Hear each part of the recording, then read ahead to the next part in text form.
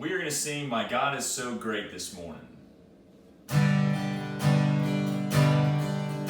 My God is so great, so strong and so mighty, there's nothing my God cannot do. My God is so great, so strong and so mighty, there's nothing my God cannot do. The mountains are His, the rivers are His, the stars are His handiwork too. My God is so great, so strong and so mighty, there's nothing my God cannot do. Happy Sunday! The Lord will fight for you. You need only to be still. Exodus 14:14. Say it with me. The Lord will fight for you. You need only to be still. Exodus 14:14. Good morning, boys and girls, and welcome back to Cherub Church. I'm happy to be here with you this morning. Today, we're picking up in our story where we left off last week when we were talking about Moses. And if you remember, whenever I held up this motion, we said, our God is so great, so strong, and so mighty. There's nothing our God cannot do. And as we're going to see in our story today, God's going to do many mighty, wonderful things that only our God is powerful enough to do. If you remember last week, we were talking about Moses. And God had visited Moses in a burning bush and spoken to him and told Moses that he was going to send him to the Pharaoh to ask the Pharaoh to let the Israelites go, to stop them from being slaves in captivity.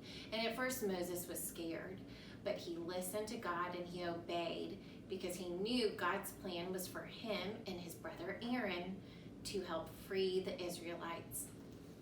So Moses went back to Pharaoh, the leader of the Egyptians, and said, Pharaoh, God has spoken to me and asked you to let his people go. You have to let them not be slaves in Egypt anymore. And the Pharaoh said, no, I will never let the Israelites go. I need them to work for me and to build bricks and to be my slaves. So God, in his great power and wisdom and strength, decided to send 10 plagues to the Egyptian people, and specifically to the Pharaoh, to hope that they would change their mind and free the Israelites.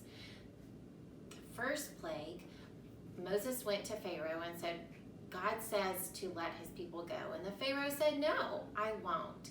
So God told Moses that he would turn the Nile River, which was a huge body of water, into blood.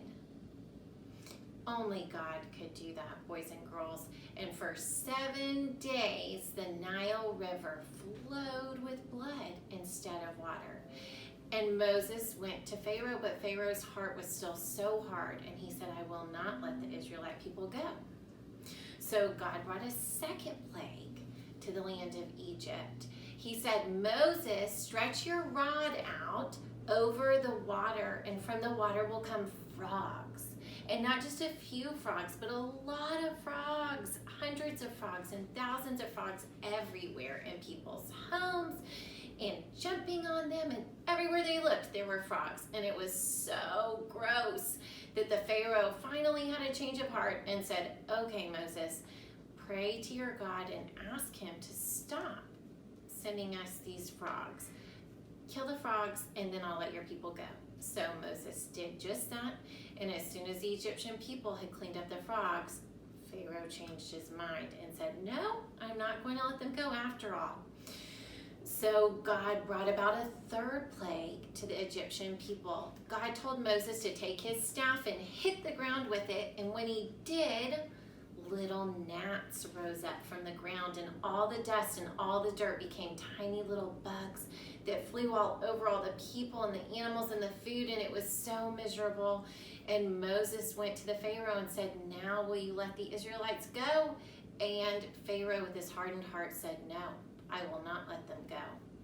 So God sent a fourth plague. And in this plague, it only affected the Egyptian people, not the Israelites.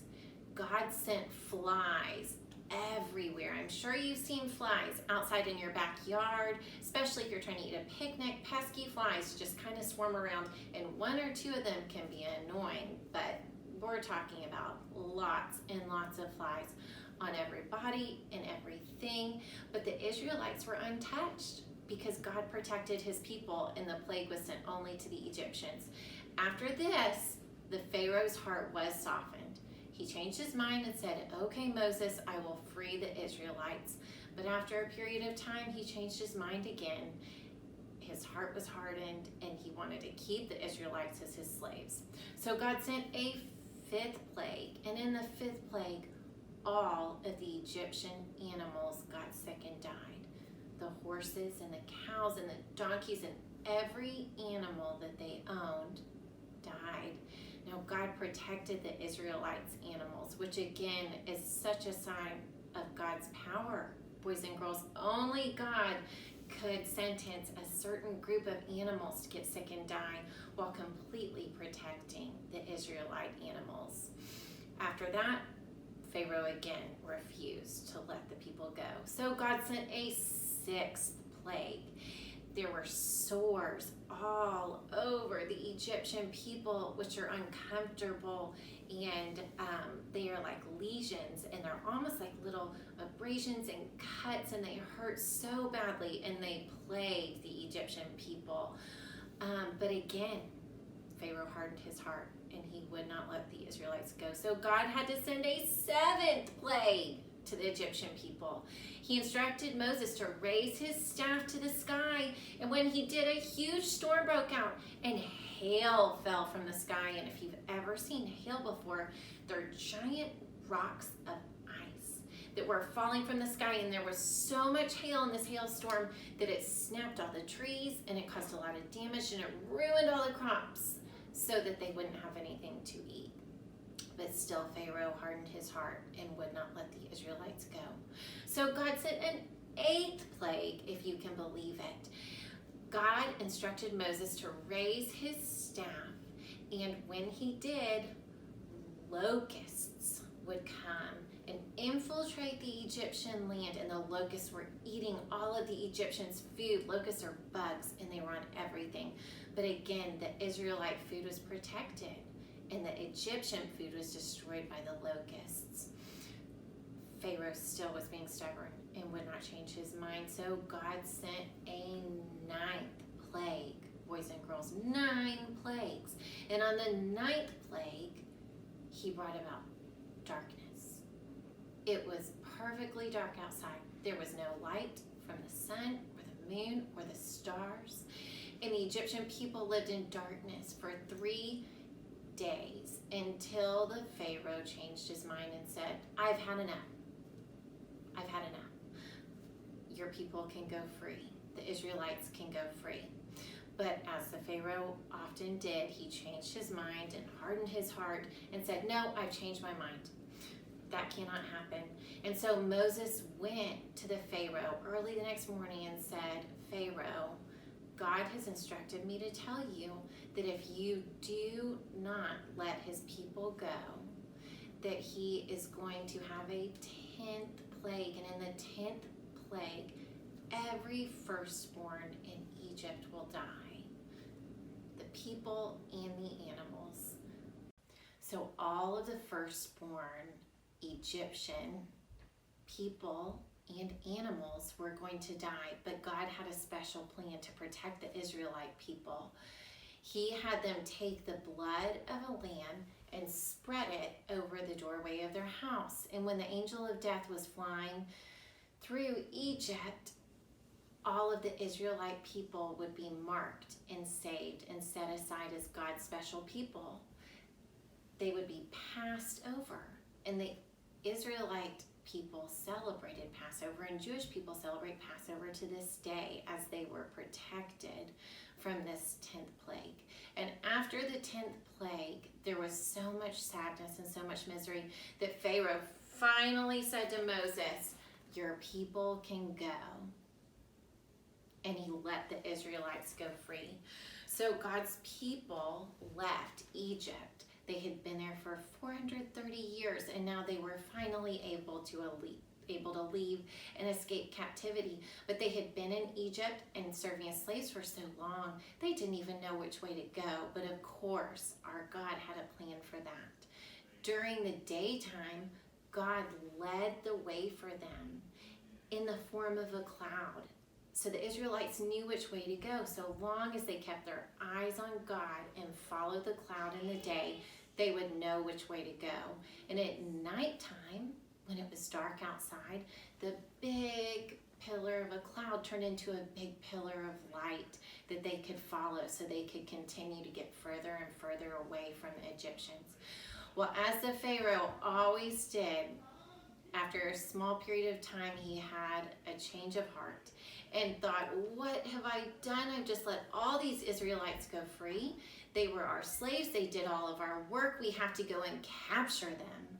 So Pharaoh gathered up his army and they chased after the Israelite people. But the Israelite people were wandering and roaming, following God to get as far away from the Egyptians as they could. But eventually, as the Pharaoh and his army was following them, the Israelites reached a body of water called the Red Sea. And when they got to the Red Sea, they panicked because they thought, what are we going to do now? We're trapped by water on one side and the Pharaoh's army on the other. How will we ever escape? And as God always does, he had a plan. And he protected the Israelite people even when they doubted and even when they were scared. And he had Moses raise his rod and it parted the sea. Boys and girls, if you've ever been to the ocean or a lake or a river or even a swimming pool, you know that there is no way that any person could separate water and make it stop flowing, but that's just what God did. As the Israelites got to the Red Sea with the army behind them, God parted the Red Sea. He split it down the middle, and all of the Israelites were able to travel through it safely to get to the other side. And as the Egyptian army followed them, unfortunately, the water closed back over them, and the Egyptian soldiers did not survive. But God protected his people. And when the Israelite people got to the other side of the Red Sea, they celebrated and they remembered God's faithfulness and protection over them. So boys and girls, there is really nothing on earth that our God, who is so great and so strong and so mighty, cannot do. And just like he had a plan for the Israelites, he has a plan for you and for me. And we are so glad that you have joined us this morning and are looking forward to being with you again next week as we continue our journey through the Old Testament. See you next time.